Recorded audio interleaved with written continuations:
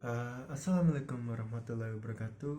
Sebelumnya, perkenalkan nama saya Muhammad Dimas Saputra dari Universitas Trunojoyo Madura, Fakultas Ekonomi dan Bisnis Prodi Ekonomi Pembangunan. NIM saya 2102311000088. Jadi di sini saya akan menjelaskan tentang pemikiran ekonomi Islam dalam pandangan ekonomi kapitalis. Langsung saja, biar untuk mempersingkat waktu saya jelaskan sekarang. Ilmu ekonomi adalah ilmu yang paling mengandalkan nilai dan paling normatif dari semua ilmu sosial. Model dan teori pembangunan ekonomi harus didasarkan pada sistem nilai tertentu yang mengandung kemanusiaan. Ekonomi harus berkembang mengintegrasikan positivisme dan normatisme, keseimbangan rasional dan nilai atau moral. Perekonomian adalah suatu kegiatan manusia di muka bumi, sehingga menimbulkan motif ekonomi yang diinginkan seseorang untuk dapat dilakukan memuaskan kebutuhan mereka. Dalam kehidupan sehari-hari, orang cenderung menyamakan kebutuhan dengan keinginan. Terkadang orang menyebutkan sesuatu sebagai kebutuhan yang harus segera dipenuhi sekalipun itu keinginan yang bisa ditunda. Ekonomi merupakan bagian integral dari ajaran Islam. Karena hakikat ajaran Islam adalah syumuliyah, mencakup semua wilayah kehidupan. Ajaran atau syariat Islam memberikan jalan tengah yang adil bagi berbagai mitra, antara dunia dan akhirat, antara proporsi dan hati, antara proporsi dan norma, antara idealisme, fakta, antara individu dan masyarakat. Ajaran Islam mengacu pada berbagai sumber yang teridentifikasi, yaitu Al-Quran, Sunnah, Rasul, Ijma, dan Ijtihad.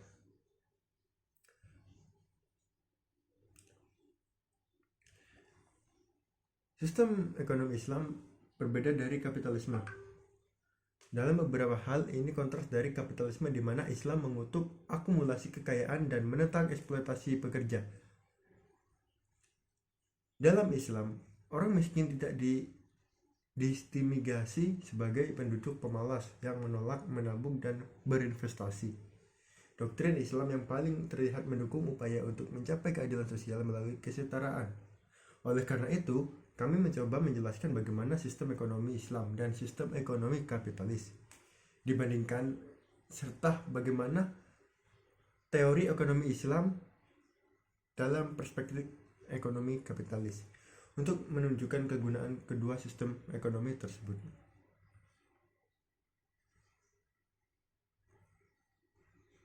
Studi tentang masalah ekonomi rakyat berdasarkan keyakinan Islam dikenal sebagai sistem ekonomi Islam. Ada sedikit perbedaan antara ekonomi Islam dan ekonomi konvensional dalam hal masalah utama kekurangan. Kalaupun ada perbedaan, itu karena perbedaan sifat dan volume. Namun, dalam ekonomi Islam, kami tidak dapat mendistribusikan sumber daya keinginan manusia. Kerja individu sangat dibatasi dalam keadaan ini. Berdasarkan ketentuan Al-Quran dan Sunnah, dalam Islam kesejahteraan sosial dapat dicapai dengan mengalokasikan sumber-sumber ekonomi sedemikian rupa, sehingga dengan menata ulang situasi kesejahteraan sosial dapat dimaksimalkan.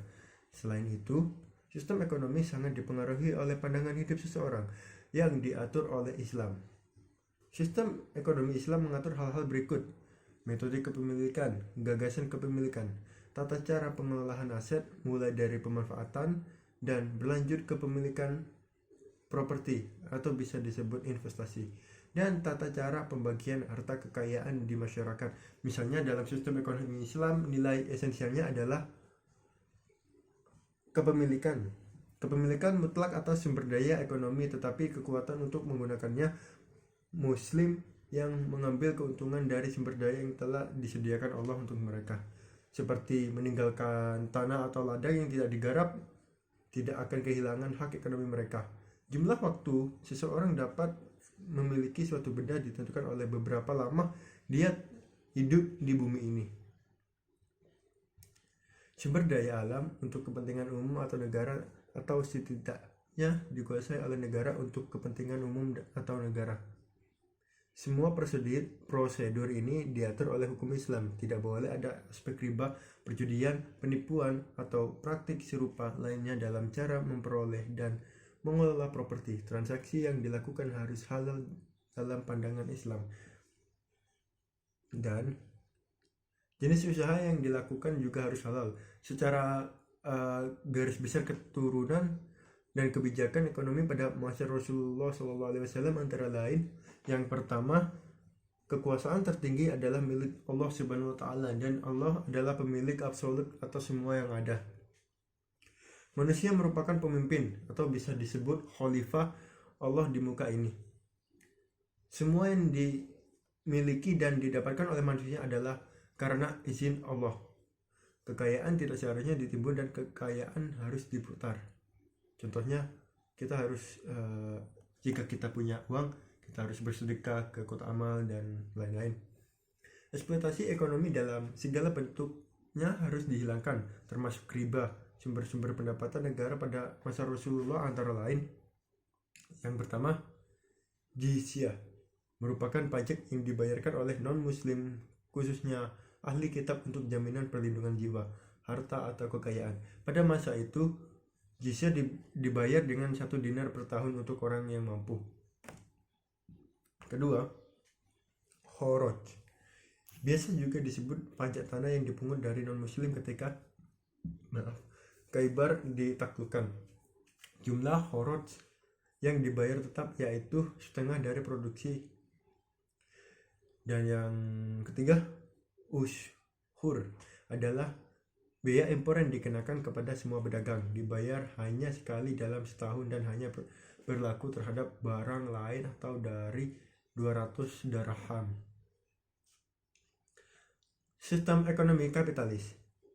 Kapitalisme merupakan sebuah sistem organisasi ekonomi yang dicirikan oleh hak milik privat atas alat-alat produksi dan distribusi yang bermanfaatnya untuk mencapai laba dalam kondisi yang sangat kompetitif. Kapitalisme dimulai di Inggris pada abad 18 dan dengan cepat menyebar ke seluruh Eropa Barat dan Amerika. Liberalisme tumbuh di negara-negara Eropa Barat sebagai akibat dari penentangan terhadap doktrin-doktrin agama. Aliran ini kemudian menyebar ke segala bidang, termasuk ekonomi, buku Adam Smith, dan buku-buku lainnya.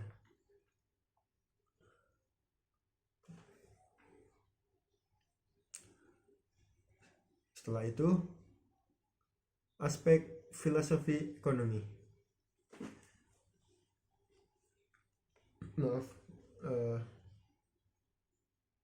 Teori ekonomi muncul sebagai akibat dari ketidaksesuaian antara ketersediaan sumber daya manusia dengan keinginannya. Kesejahteraan manusia akan berlangsung hidupnya di dunia memerlukan solusi untuk dilema ini. Kemudian muncul berbagai macam teori ekonomi seperti kapitalisme dan teori ekonomi Islam. Kedua teori ini harus berbeda dari sudut pandang filosofi. Al-Quran dan hadis adalah sumber utama hukum ekonomi Islam. Al-Quran dan hadis mengandung nilai-nilai universal yang berlaku untuk semua aspek kehidupan manusia. Tidak hanya ekonomi, sementara ekonomi kapitalis adalah sumber hukum teori umum dan publikasi pendukung adalah kekayaan bangsa. Ekonomi berbasis pengetahuan tidak didasarkan pada wahyu asumsi para pemikir berdampak pada ilmu kapitalis. Al-Quran dan hadis diturunkan dari wahyu Allah Subhanahu wa Ta'ala merupakan inspirasi ide-ide ekonomi Islam. Sedangkan teori ekonomi kapitalis adalah hasil nalar manusia. Jadi, kedua sistem ini jelas berbeda. Bahkan sementara beberapa orang percaya bahwa masalah ekonomi diserahkan kepada manusia. Kebebasan manusia membentuk peradaban adalah cerita yang berbeda. Hukum hakiki Allah SWT tidak boleh dilanggar oleh ekonomi yang baik. Dari kedua teori tersebut, ekonomi Islam dan ekonomi kapitalis sama-sama memiliki landasan mendasar yang kuat dalam menjalankan sistem ekonominya. Ekonomi Islam dan ekonomi kapitalis sama-sama memiliki tujuan menghasilkan sebuah keuntungan atau bisa disebut laba. Aspek nilai ekonomi yang diharapkan. Konsep pemilikan dalam Islam berbeda dengan paham liberalisme, kapitalisme, dan sosialisme di Barat. Setiap manusia adalah tuan sekaligus. otoritas penuh atas kepribadian, atas tubuhnya, dan atas tenaga kerja yang berasal dari tubuhnya. Menurut pemahaman John Locke tentang liberalisme, kapitalisme, dan lain-lain. Akibatnya dalam konteks kapitalisme, liberalisme, konsep kepemilikan adalah konsep yang mutlak. Sebaliknya dalam konsep sosialisme, seseorang tidak boleh memiliki kapital atau kapital karena setiap orang yang memiliki kapital mau tidak mau memiliki alat-alat produksi.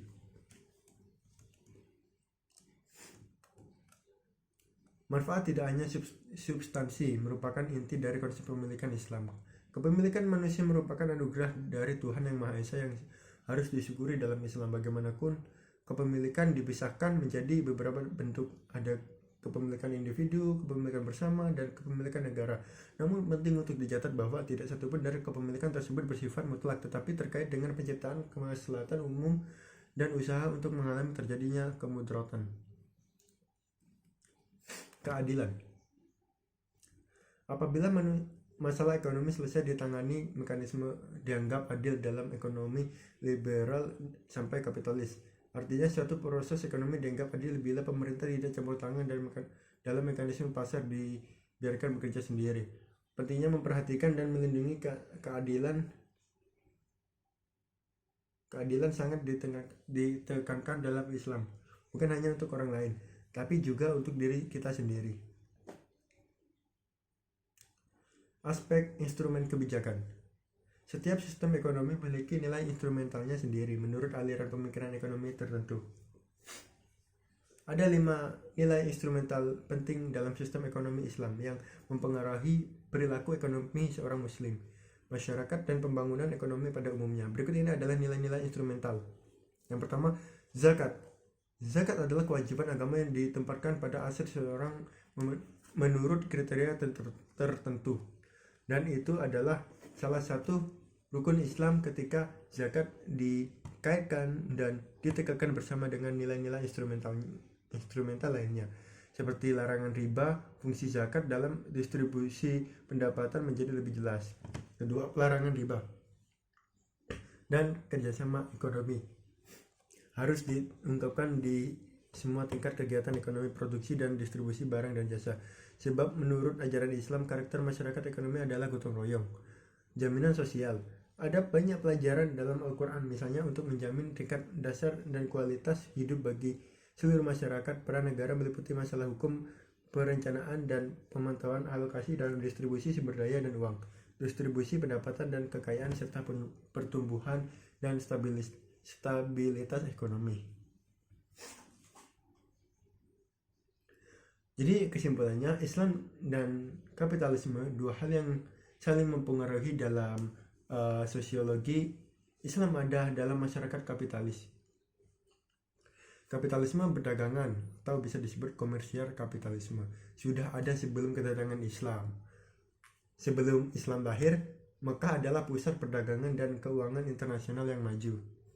Nabi Muhammad sendiri adalah seorang pengusaha sebelum diangkat menjadi nabi.